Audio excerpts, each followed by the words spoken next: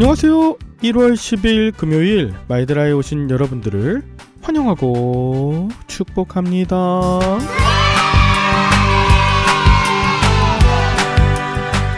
요즘 날씨가 너무 추워서 저는 한 주간 제 컨디션이 많이 좋지 않았습니다. 으슬으슬 오한이 느껴져서 어제는 정신을 차리지 못할 정도로 많이 아팠습니다. 그런데 어제 오후부터 조금씩 괜찮아지고 지금은 목소리도 많이 괜찮아졌죠?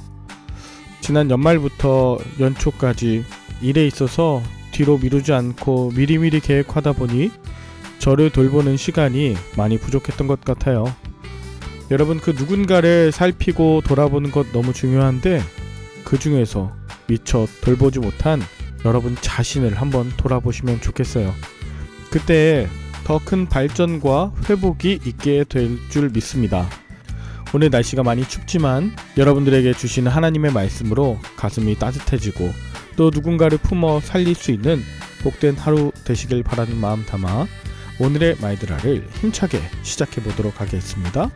자, 출발!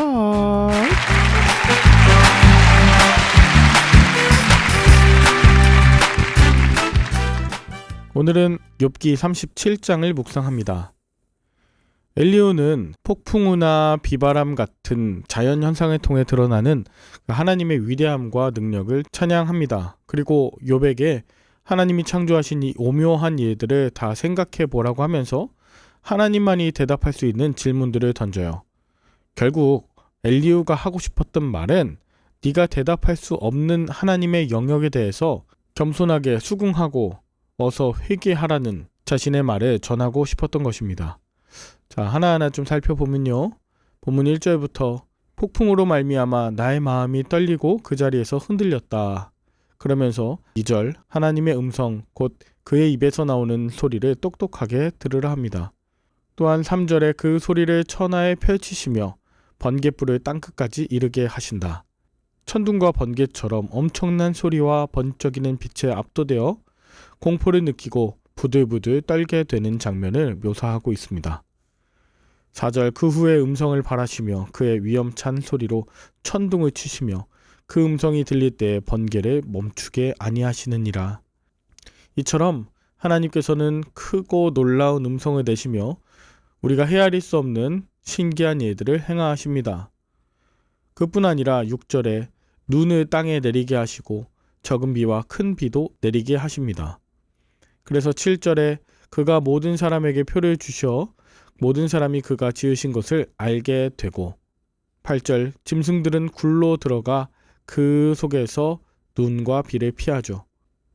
9절 폭풍우가 숨어있다 나오고 북풍을 통해서 추위가 내려오게 됩니다.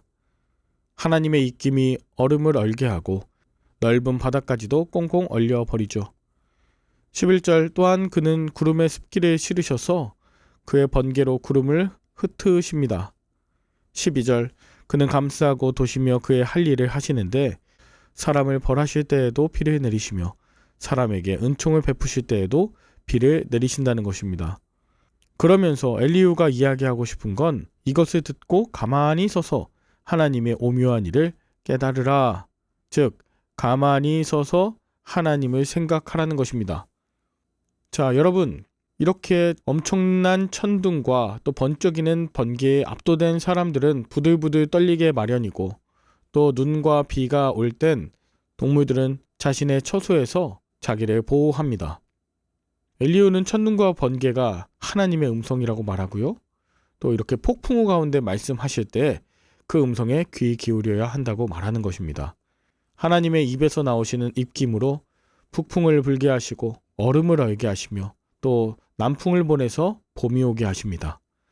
여름이 지나면 가을이 오는 이런 일련의 순환 과정을 통해 인간과 땅을 징계하시고 축복하십니다. 관여할 일도 없고 그럴 수도 없는 인간과 무관한 하나님의 일을 엘리후는 강조하고 있습니다. 그런데 이렇게 인간과 동떨어진 상관없는 하나님에 대한 이해는 인간을 참으로 수동적인 존재로 만듭니다. 크신 하나님 앞에서 입을 다물고 그저 고난의 현실에 순응하며 죄를 자복하고 창조주 하나님에게 항의하는 불경을 저지르지 말라고 말하는 것이죠. 하지만 이해되지 않는 고난의 현실 앞에서 입을 꾹 다물고 있는 것이 순종 혹은 신앙이라 할 수 없습니다. 경외함에 사로잡히는 건 중요하지만 위축되어서 무서워서 아무 말 하지 못하는 존재가 되는 것, 그것을 하나님이 원하시진 않죠. 게다가 하나님의 오묘한 자연 섭리를 이해하지 못하고 대답할 수 없으면 가만히 입을 봉하고 욥이 제기한 소송을 즉시 철회하라는 압력을 행사하는 엘리후. 이것 또한 너무나 권위적이고 강압적인 교리입니다. 여러분, 깰 수 없는 기준으로 도덕화된 교리, 논리를 용납하지 않는 교리는 더 이상 질문을 허락하지 않습니다. 그러나 참된 그리스도인들은 생각하고 질문을 하고 의문을 제기할 수 있어야 합니다. 그 가운데서 온전한 성장이 일어나게 되는 것이죠. 마지막으로 21절부터 엘리후는 바람이 불어 말끔하게 갠 하늘의 태양을 쳐다볼 수 없다고 말합니다. 하물며 황금같이 빛이 나오고 하나님께는 두려움이 있는 그 천상의 세계에서 감히 하나님을 쳐다볼 수 있을지 의문을 제기합니다. 즉, 절대적으로 정의롭고 공의로우신 하나님이시기에 공의를 굽히지도 사람을 자의적으로 억압하지도 않으셨기 때문에 욥이 스스로 죄를 짓고도 인정하지 않는다. 이것이 엘리후의 주장입니다.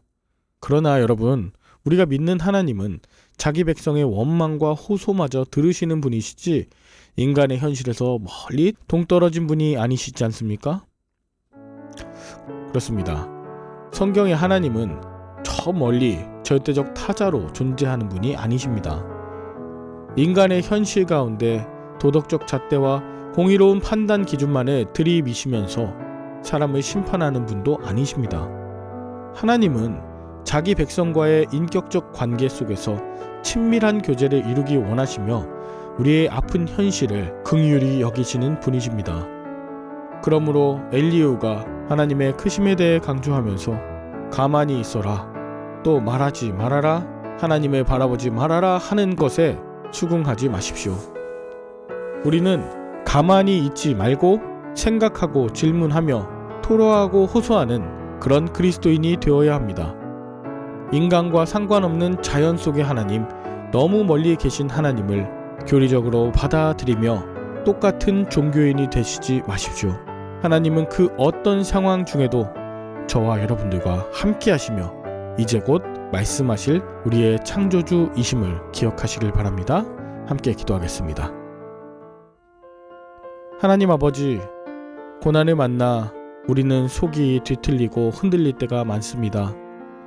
기존의 내 가치관과 사고방식이 뒤집혀지는 그런 상황 가운데 어찌할 바 몰라 큰 혼란을 겪기도 합니다. 이런 상황에서 그저 입을 다물고 가만히 있으라 말하는 사람도 있지만 그리스도인들로 부름받은 우리는 고난의 현실 속에서 적극적으로 질문하고 호소하며 가만히 있지 않고자 합니다. 어떻게든 하나님께 질문하며 답을 요청하고 토로하고 그 발을 붙들길 원합니다. 내게 왜 이런 일이 일어났는지 포기하지 않고 질문하면서 하나님의 크심 가운데 나의 인식의 한계를 넓히고자 합니다. 주님, 도와주시고 역사하여 주시옵소서. 우리 모든 말들아 식구들의 삶을 통해서 가장 가까이서 역사하시는 주님을 날마다 만나게 하여 주시옵소서. 예배 때마다 임마누엘 되어 주시옵고 일하는 자리자리마다 하나님이 주인 되어 주시옵소서. 감사를 드리며 예수님의 이름으로 기도 올리옵나이다. 아멘. 주말엔 섬기시는 교회에서 예배 드리시며 은혜 많이 받으시고요. 다음 주 한 주간 욥기 마지막 살펴보도록 하겠습니다. 주말 잘 보내세요. 샬롬.